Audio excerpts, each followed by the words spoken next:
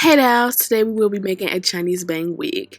We will be using a glue gun, glue stick, scissors, and 4 bundles of Brazilian straight hair from Julia's Hair Company. Normally when people do a Chinese bang wig, they would track the hair in a circular motion, but I will be tracking the hair side to side until I reach the lines on the top of the cap. This is only going to ensure a flatter install.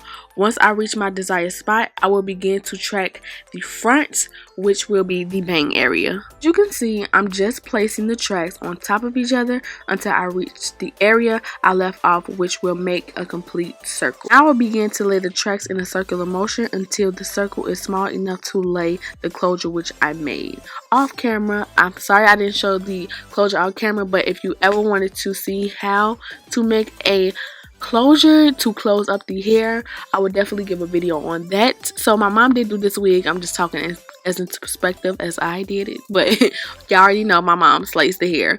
So I just hope that you guys enjoyed part 1 of this tutorial of making a Chinese bang, because I just want to give you something different. I'm not going to keep giving you the same styles because I have a sew-in in my head at the moment, so I will be doing wigs on this dome head.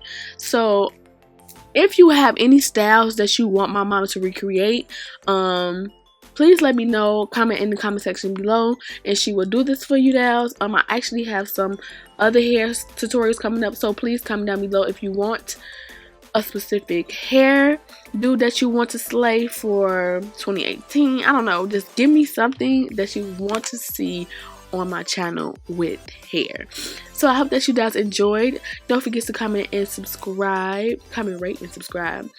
Share this video and stay tuned for part 2, which will be the cutting and styling the Chinese bang, and I'll see you guys in part 2.